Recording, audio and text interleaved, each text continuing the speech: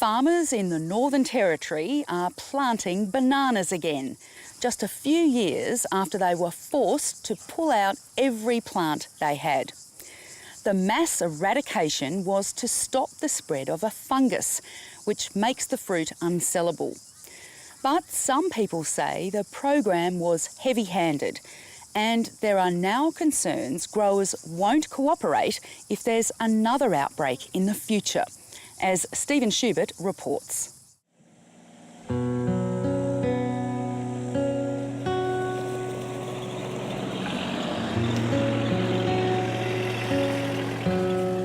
On their organic farm an hour and a half out of Darwin, Can you take the bananas out with his gloves?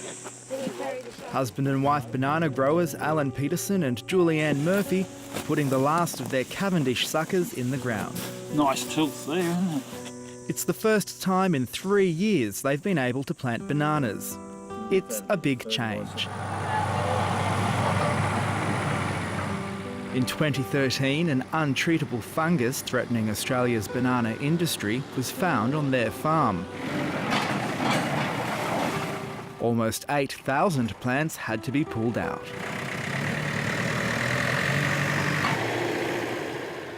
When you're told that suddenly you can't do that anymore and that's your main stream of income, all of a sudden you're like a ship without a rudder, just going around in circles. So, yeah, and of course financial unknowns. There was a huge financial unknown because we've still got mortgages to pay off and vehicles that we had on, to pay off of tractor and stuff, etc.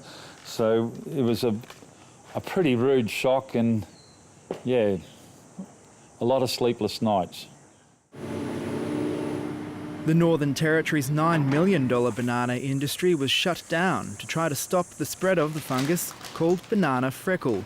It was pretty numbing, actually. I sort of thought I'd finished farming for a fair while. Fruiting bodies down here. The fungus attacks the plant's leaves and fruit and makes the bananas unsellable.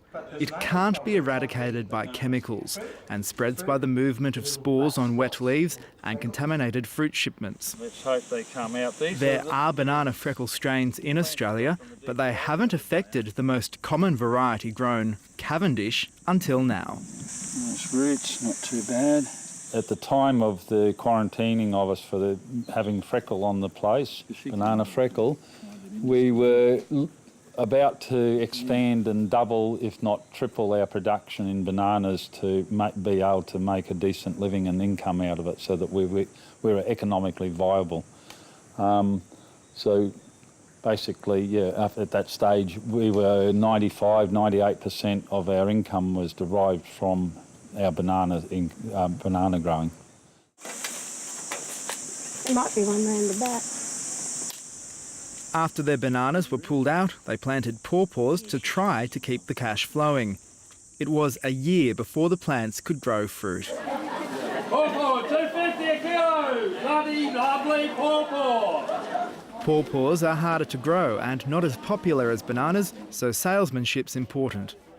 We have a lot of people call in and sort of say, don't buy pawpaws, they don't eat pawpaws, so they'll stop and have a chat about when you're going to see your bananas back, when do you think you'll get them in the ground. Yep. So there's definitely a memory, Darwin memory, collective memory of bananas from us. So. Faced with a threat that could damage the entire country's banana industry, the Territory Government and the Banana Growers Council took dramatic action. The Petersons were paid some compensation, but many smaller market farmers didn't receive anything. Simon Smith runs a wholesale garden nursery and also heads the NT Farmers Association. He worries about how banana growers will respond to any future outbreak. Perhaps the biggest loser was biosecurity preparedness and awareness in the Territory. Because it was so poorly handled, the communications and the way it was rolled out, it was very heavy-handed, very inflexible. It didn't involve organisations like ours or the Vietnamese Growers Organisation, which could have helped make access and implementation easier. We had a very us and them approach.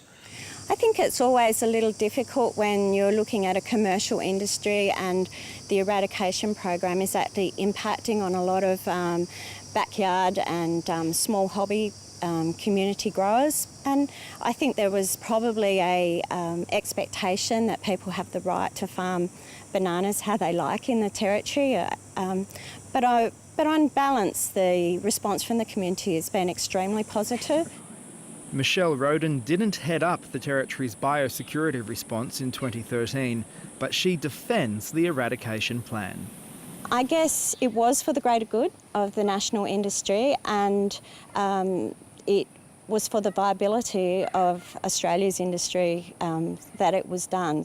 Simon Smith says there's plenty of anger still directed towards the biosecurity team. Next time there's an outbreak, unfortunately there'll be locked gates again, and there'll be negative responses because of the handling of banana freckle. But we think it set the biosecurity preparedness and awareness issue and the willingness to work with agencies on biosecurity perhaps back 10 years, and that's a worry. While the Territory's banana industry was relatively small, mangoes are where the money is. And biosecurity problems with mangoes would have a huge impact. One of the concerns we have is because this generated a lot of negative exposure, but if it was in the mango industry, would they come in and fell every mango tree in the Territory, including the backyard mango growers' mangoes? We are the biggest mango producers of all the states. So the way these outbreaks are handled, and particularly the mechanics of any eradication, needs to be thought through a lot better. It needs to involve organisations like the NT Farmers. Bob Williams heads up the plant industries for the Northern Territory government. He says the government has a good relationship with growers across the top end. The commercial people are well behind the biosecurity efforts, and you go onto some of these farms now, they've completely changed their practices, and it's good for business, it's good for the consumer because the product is better at the end of the day.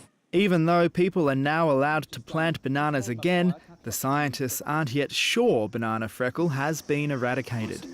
It only survives on live plants, but they'll have to wait for the hot, wet weather to come to put it to the test. The plants that are in the ground are being closely monitored in a so-called Sentinel program, and so far the signs are good. The wet season is the critical part of this, and so coming out of the wet, that's when our sentinels will hopefully give us an indication of what's going on. And so into the future, we're down one disease. While Alan Peterson is excited to be getting banana plants back in the ground, it hasn't been a simple process. Delays to clearing new land pushed the planting back, and then the suckers he got were too small, with many dying in the hot, windy top-end build-up season. Yeah, it's all been a learning experience. I mean, it's not necessarily one I would have chosen, but it's, you know, in hindsight, it's all educational. And, you know, we're pretty happy just to be back. You know, it makes the past 3 years disappear. Now it's a positive. So it's far easier to get up every morning and get out there and work. These banana plants were put in the ground in August, but they won't bear fruit until about May next year. So it'll be a while yet until top-end banana growers will get a paycheck.